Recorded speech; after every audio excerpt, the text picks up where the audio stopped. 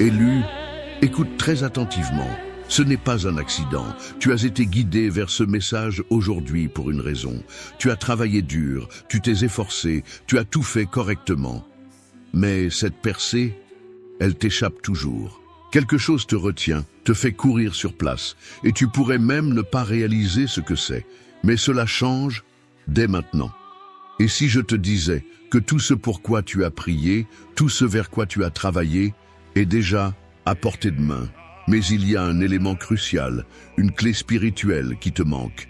La plupart des gens passent leur vie entière sans jamais découvrir cette vérité, et c'est pourquoi ils restent coincés dans les mêmes schémas. Frustrant. Mais aujourd'hui, tu vas voir ce qu'ils ne voient pas. Au moment où tu auras fini de regarder cette courte vidéo, tu sauras exactement ce que tu dois faire pour débloquer ta percée et entrer dans la vie abondante que Dieu a prévue pour toi. Mais tu dois rester jusqu'à la toute fin, car la révélation, au final, est la plus puissante de toutes. C'est la pièce manquante que tant de gens négligent. Prends la première étape dès maintenant pour activer ta foi. Clique sur le bouton « J'aime » pour déclarer que tu es prêt à recevoir ce message qui change la vie.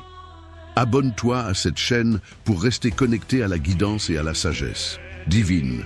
Commente 333 ci-dessous pour affirmer que tu entres dans l'alignement divin et que tu t'ouvres à recevoir des bénédictions aujourd'hui.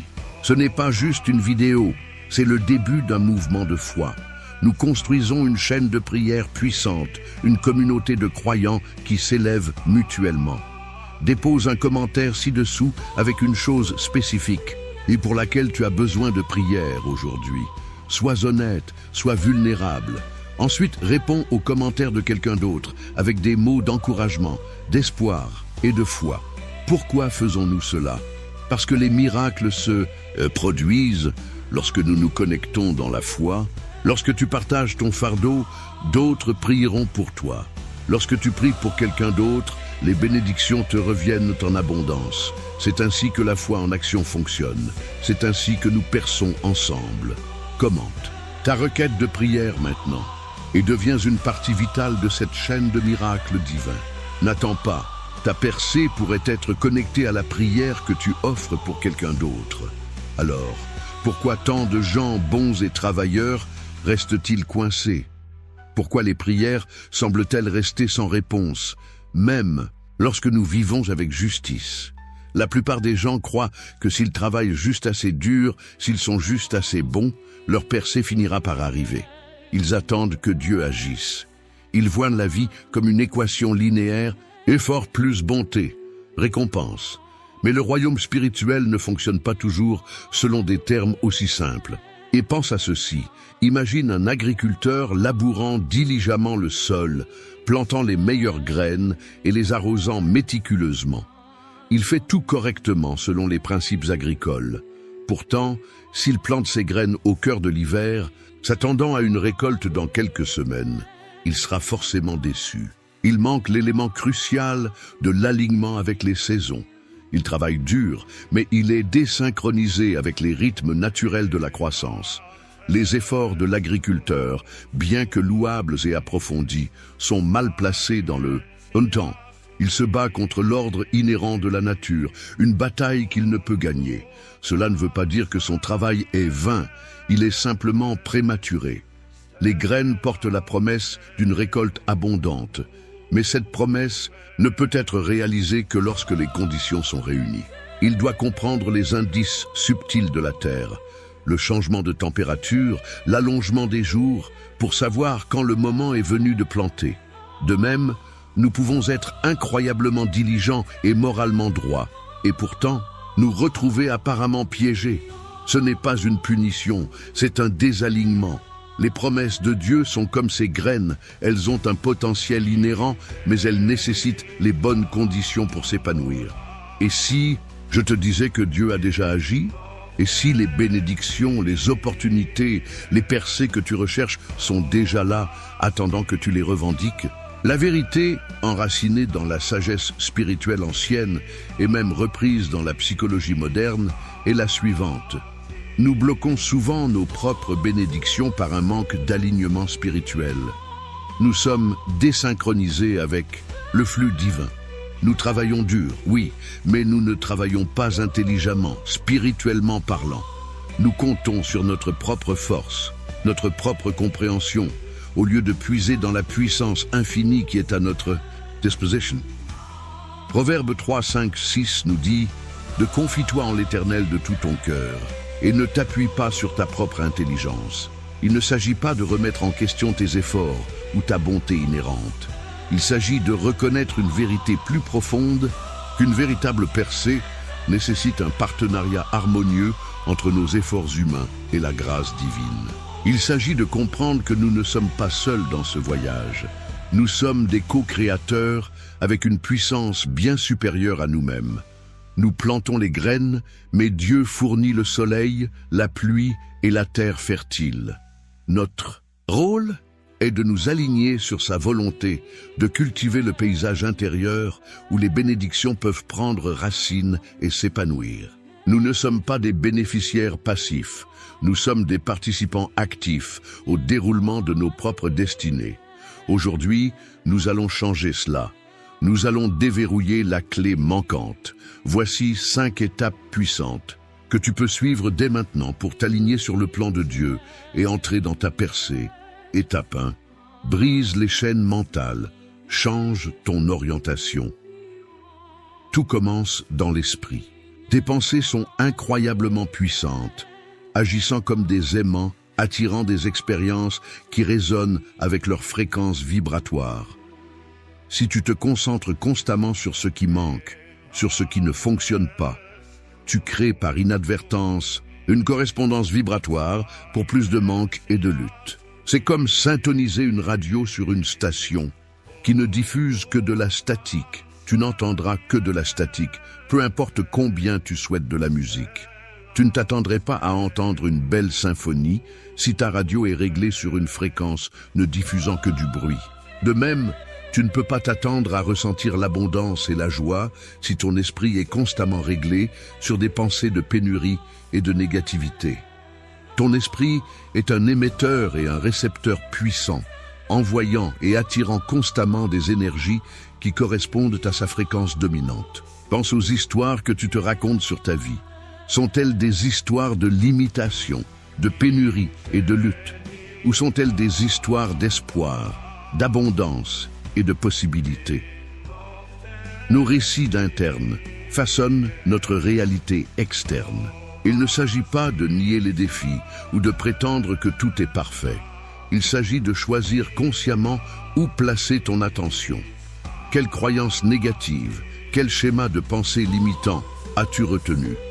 Peut-être est-ce une croyance que tu n'es pas assez bon, que tu n'es pas digne de succès ou que tu es destiné à lutter. Identifie-le et choisis consciemment de le remplacer par une affirmation positive, une déclaration de foi. Il ne s'agit pas de mots vides, il s'agit de reprogrammer ton subconscient, de recycler tes habitudes mentales. C'est comme enlever une mauvaise herbe profondément enracinée d'un jardin. Tu ne peux pas simplement couper le sommet. Tu dois creuser et l'arracher par les racines. De même, tu ne peux pas simplement répéter superficiellement des affirmations positives. Tu dois t'attaquer à la croyance négative sous-jacente et la remplacer consciemment par une nouvelle croyance stimulante. Cela nécessite un effort constant et une conscience de soi. Par exemple, au lieu de « je ne m'en sortirai jamais », dis « je suis ouvert à de nouvelles opportunités et à l'abondance. La faveur divine m'entoure et je suis guidé vers mon plus grand bien. » Au lieu de « je n'ai jamais de chance en amour », dis « j'attire des relations saines et aimantes dans ma vie. Je suis digne d'une connexion profonde et épanouissante. » Ressens la différence dans ton corps lorsque tu prononces ces mots. Ressens le changement dans ton énergie. Pratique cela tout au long de ta journée. Chaque fois que tu te surprends à ressasser des pensées négatives, redirige doucement ton attention. C'est comme entretenir un jardin. Tu dois constamment arracher les mauvaises herbes, les pensées négatives et nourrir les fleurs, les affirmations positives. Cette pratique constante et consciente transformera progressivement ton paysage mental, créant un terrain fertile pour que les percées se produisent. Écris ces affirmations, mets-les sur ton miroir ton téléphone, partout où tu les verras fréquemment. Intègre-les à ta routine quotidienne. La répétition est essentielle. C'est comme apprendre une nouvelle langue ou un instrument de musique. Il faut une pratique constante pour le maîtriser. Plus tu répètes ces affirmations, plus elles s'ancrent profondément dans ton subconscient, remplaçant finalement les anciennes croyances limitantes. Étape 2. Libère le poids. Pardonne et laisse aller. Garder du ressentiment, de la colère ou du manque de pardon, c'est comme porter un fardeau lourd et invisible. Cela draine ton énergie, obscurcit ton jugement et bloque le flux des bénédictions. C'est comme essayer de courir un marathon avec un sac à dos rempli de pierres. Tu seras épuisé et tu feras peu de progrès. Le manque de pardon crée un environnement interne toxique, empoisonnant ton esprit et entravant ta capacité à aller de l'avant. Imagine chaque ressentiment non résolu comme une petite fuite dans une conduite d'eau. Individuellement, elles peuvent sembler insignifiantes, mais collectivement, elles peuvent drainer une quantité importante d'eau, l'empêchant d'atteindre sa destination prévue. De même, ces émotions non résolues drainent ton énergie vitale, t'empêchant de vivre pleinement la joie et l'abondance. Qui dois-tu pardonner? Il peut s'agir d'un membre de la famille, d'un ami, d'un ancien partenaire, d'un collègue, ou même d'un étranger qui t'a fait du tort. Le pardon ne consiste pas à excuser leurs actions. Il s'agit de te libérer toi-même des chaînes émotionnelles du passé. Il s'agit de choisir de libérer l'énergie négative qui te retient captif. Et surtout, cela inclut de te pardonner à toi-même.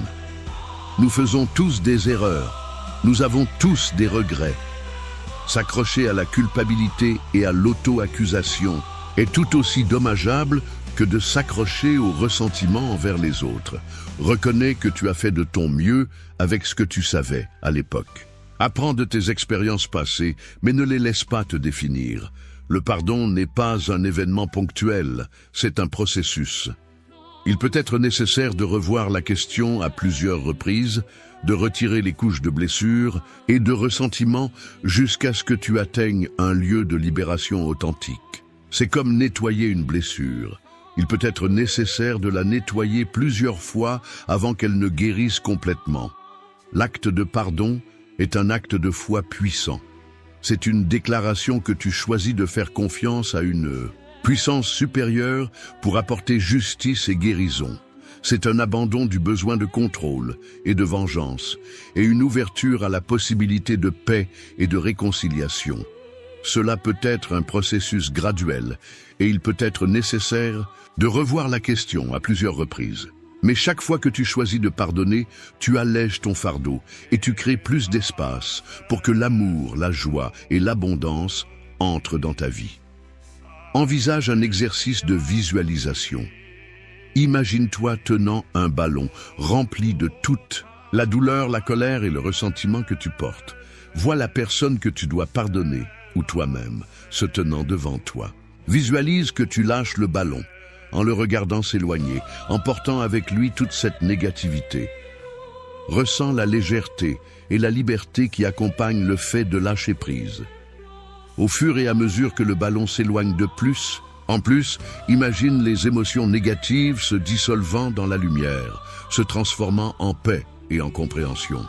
Ressens la tension quitter ton corps, remplacée par un sentiment de sérénité et de calme. Étape 3.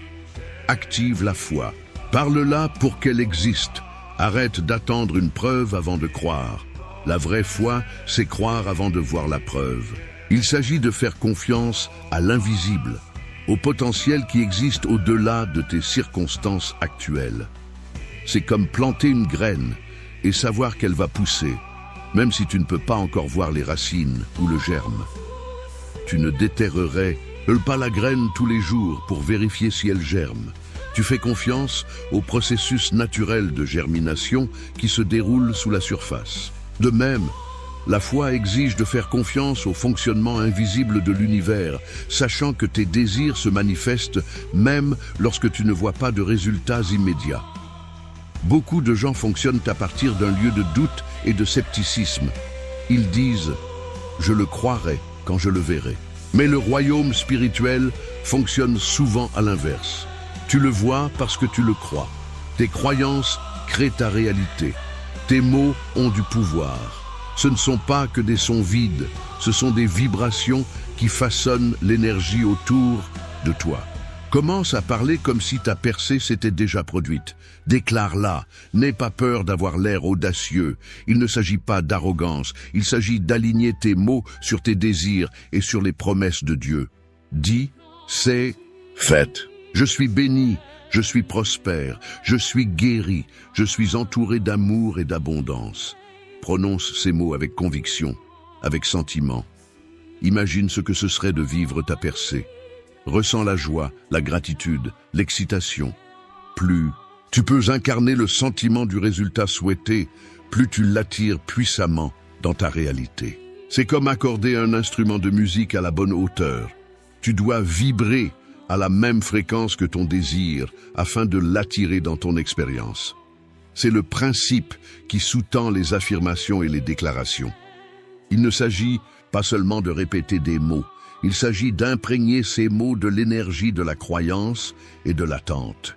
Il s'agit de parler de tes désirs pour qu'ils existent, de créer un plan vibratoire pour ton avenir. Écris tes déclarations. Prononce-les à voix haute chaque matin et chaque soir, qu'elles deviennent un refrain constant dans ton esprit et ton cœur. Plus tu répètes ces déclarations, plus elles s'ancrent dans ton subconscient, remplaçant le doute et la peur par la foi et l'attente. Étape 4. Entre dans le timing divin, fais confiance au processus. Tu pourrais te sentir impatient, tu pourrais avoir l'impression que les choses ne se produisent pas assez vite. Dans notre société de gratification instantanée, nous sommes habitués à obtenir rapidement ce que nous voulons. Mais le royaume spirituel fonctionne souvent selon un calendrier différent. Et si je te disais que les retards sont souvent une protection divine? Le timing de Dieu est parfait. Même lorsqu'il ne correspond pas à nos attentes, il voit une image plus grande, les conséquences à long terme, d'une manière que nous ne pouvons pas. Imagine un enfant voulant conduire une voiture avant d'être assez grand pour comprendre les règles de la route. Le refus du parent de remettre les clés n'est pas une punition. C'est un acte de protection, empêchant un dommage potentiel. De même, les retards dans nos percées peuvent nous protéger de défis imprévus ou nous préparer à de plus grandes opportunités. Pense à une chenille qui se transforme en papillon. Le processus prend du temps. La chenille doit traverser une période d'obscurité et de confinement dans la chrysalide avant de pouvoir émerger avec ses ailes. Si tu essayais de forcer le papillon à sortir prématurément, tu endommages ses ailes et l'empêches de voler. De même, nos percées nécessitent souvent une période de préparation, de transformation intérieure. Nous pouvons avoir besoin de développer certaines compétences, de surmonter certains défis ou de libérer certaines croyances limitantes avant d'être prêts à embrasser pleinement nos bénédictions. Aie confiance qu'il travaille en coulisses, orchestrant tout pour ton plus grand bien. Abandonne le besoin de contrôler le comment et le quand. Ton travail consiste à rester aligné sur ta foi, à continuer de prendre des mesures inspirées et à avoir confiance que tout se déroule dans un ordre divin parfait. Cela ne signifie pas être passif, cela signifie abandonner le résultat tout en restant activement engagé dans le processus. Cela signifie continuer à prier, à affirmer, à pardonner et à prendre des mesures vers tes objectifs, même lorsque tu ne vois pas de résultats immédiats.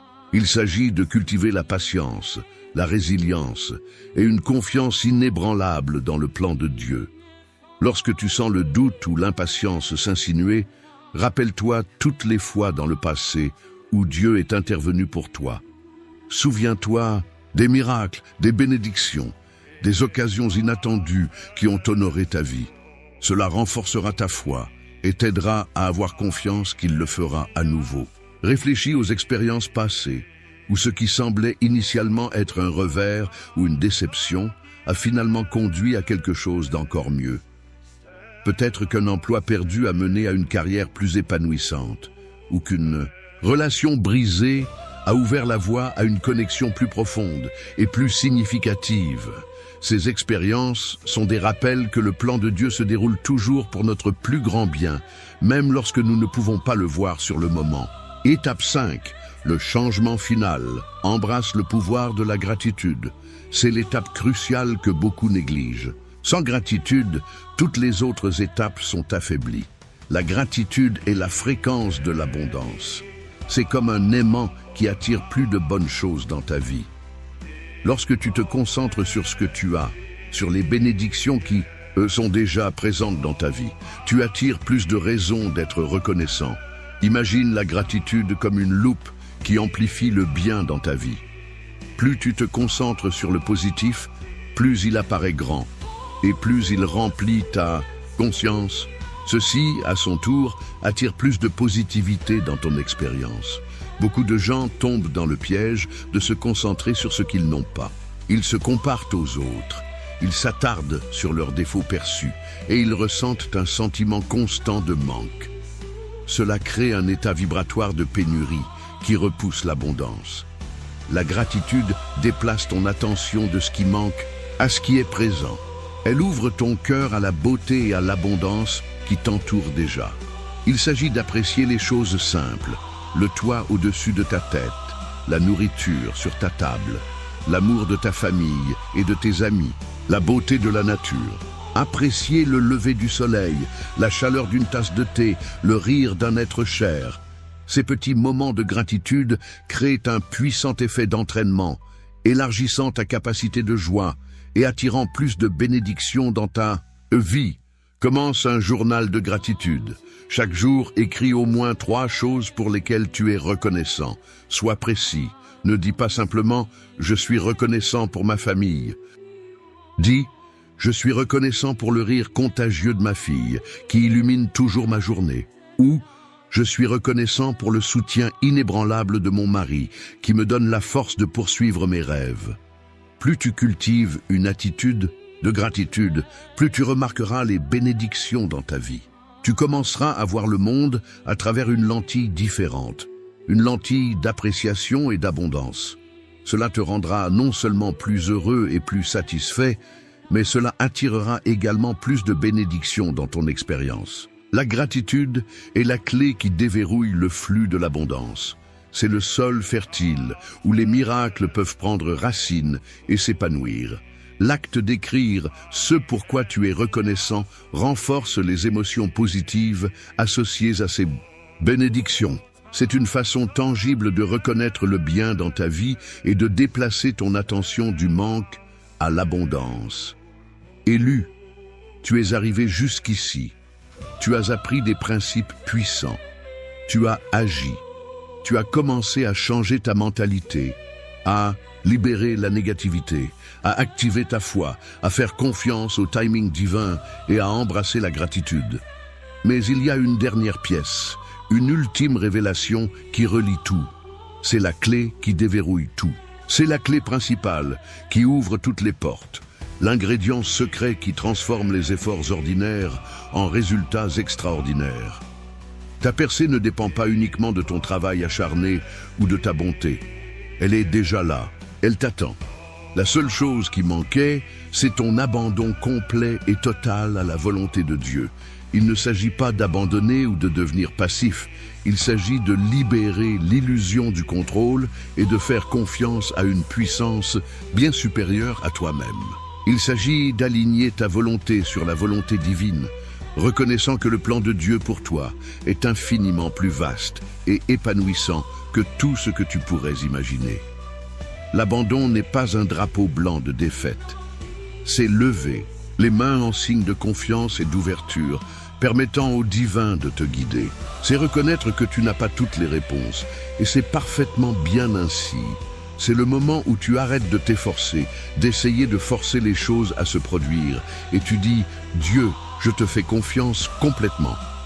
J'abandonne mes plans, mes désirs, mes peurs à ta parfaite volonté. Je sais que tu as un plan pour moi, qui est bien plus grand que tout ce que je pourrais imaginer. » C'est lâcher l'emprise que tu as sur ta vie, le besoin désespéré de contrôler chaque résultat. C'est reconnaître que tu n'es pas le seul auteur de ton histoire. Tu es un co-créateur avec le divin. Pense à un petit enfant qui apprend à faire du vélo. Il peut serrer fermement le guidon, tendu de peur et d'anticipation. Mais la main ferme du parent apporte un sentiment de sécurité et permet à l'enfant de trouver progressivement son équilibre. L'abandon, c'est comme faire confiance à cette main ferme, sachant que tu es soutenu, même lorsque tu te sens